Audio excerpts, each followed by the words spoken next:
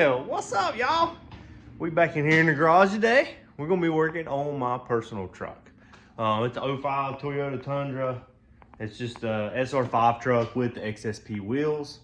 It's got like, I want to say it's 5.5 inches of lift is what, when I bought the truck, I didn't know how much of a lift it has in it. I'm right at 5'10", 5'11". The truck's almost 7 foot. Anyway, y'all know the truck if you know it, if you know me. So today we're gonna do upper control arms, lower ball joints, and new pads and rotors on the truck. Let me show you something. If y'all know these trucks, you know they're bad for lower ball joints. I've not done the lower ball joints on this truck in a while, especially having these oversized tires. This is a 275/65/20, which is like a 34 and a half. I do have uniball upper control arms, but these have been on here for a good while, and I think they're getting kind of wore out.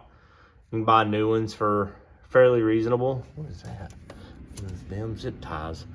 You can buy new ones fairly reasonable, so I just went ahead and bought new ones. I think I went with something a little different, and like I said, it's got drilled and slotted on it, but you can see how hot and glazed they've been. This truck has issues out of the brakes on these trucks suck, and being lifted with the bigger wheels and tires, those brakes have been on there for a pretty good long time, and you know, we've done a lot of hauling with this truck. So anyway, we got new pads, rotors, upper ball joint or upper control arms. They are tubular, I'll show them to you, and we got new lower ball joints. So we're gonna do all that today. I'm just gonna kind of go through it. Let me get the stuff out. I'll open it up. We'll take a look, see what we got, and go from there. All right, so I've not opened the control arms. I have opened the brakes. They are, when I bought ceramic pads. So it's got ceramic pads, and then we'll see how good these work. They look pretty good. Got drilled and slotted. I didn't really care to have drilled and slotted back on it. I actually wasn't going to put drilled and slotted back on it, but for the price, I went ahead and put drilled and slotted on it. Might be a mistake. Anyway, let's open these up and see what these look like. These are my upper control arms. Let's see what these look like. As you can tell, I've not even opened these things. Phew. So they're just black. I don't think they're a uniball system.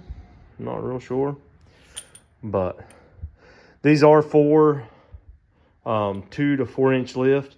Now I know I said that this thing's got 5.5 inches of lift on it, but let me show you why I went and used these 2 to 4.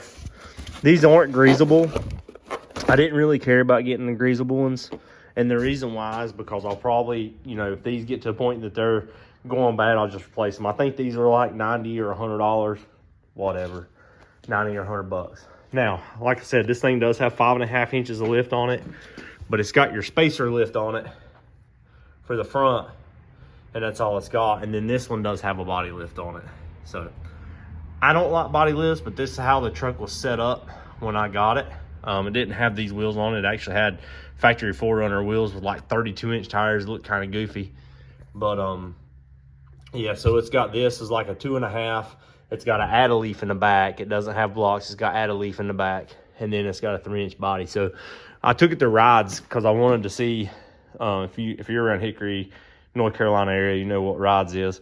So I took it to them to ask them what kind of lift was on this truck, and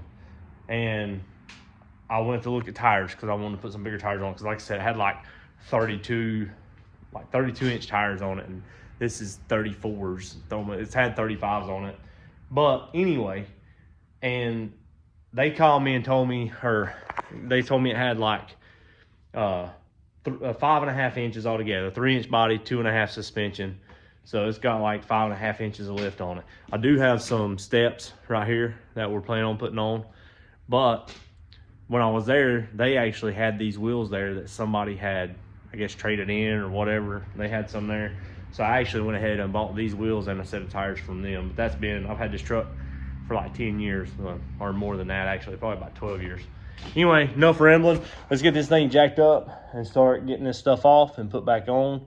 Yeah, go from there. I'm not gonna do a time lapse. I'm just gonna kind of show you as I go what I do. So, all right, so I already got a lot of this apart, and actually most of them back together on this side. Took me a little bit, but I can show you a little bit how this is done now. And the heater's going because it got a little colder. I got the door open still. So obviously you can see the way this is made here. That piece is actually not bad. What ended up, it's a little loose, but it's not bad. Ultimately, what ended up being, what I kept hearing was a bunch of squeaking, and it was in these. It was in these bushings here. So it is what it is. Those are still in pretty decent shape, but there's the new one. So it kind of goes in the same way. Oh, see how this right here, that sandwiches into this. And as far as the lower ball joint, I got it out, got the new one in. It's not really that bad. I'm still glad I'm doing all this. At one time I need some sway bar end links, but it just bolts in, so it goes in like that. So this bolts to the spindle on the bottom, and then that goes down into the A-frame. So I'm gonna get it bolted back in, and then I'm gonna get that bolted back on, and it'll be good. So put my brakes back on. As you can see, I done got the new lower on, it's bolted in, and I gotta put the nut on the bottom, run it on tight. When we get this put up, these Tundras have one long bolt, goes all the way through.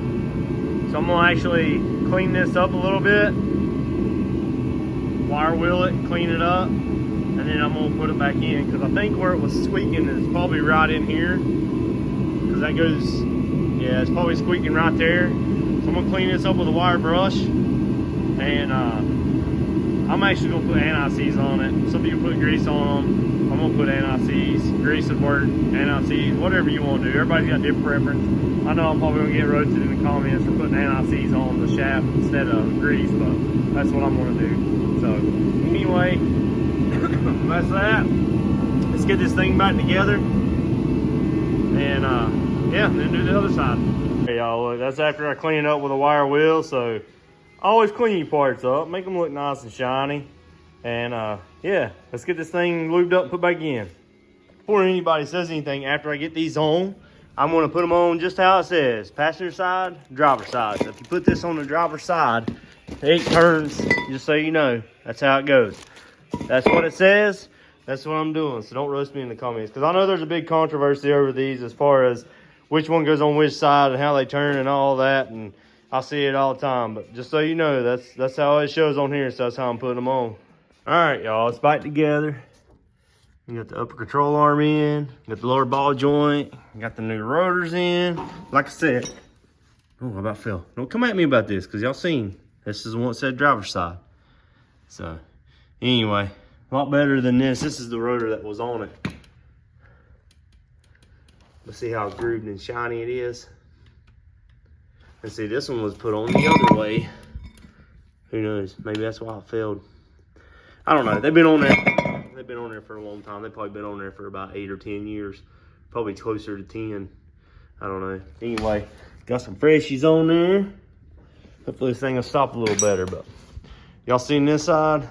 Got my little light. I like this thing. Anyway, y'all seen that side? We're going to go to the other side, do it. It's the same stuff, so I'm not going to video the same thing twice. But y'all like these videos? Oh yeah, I got some other church playing in the background, but can't have it playing whenever we're doing this.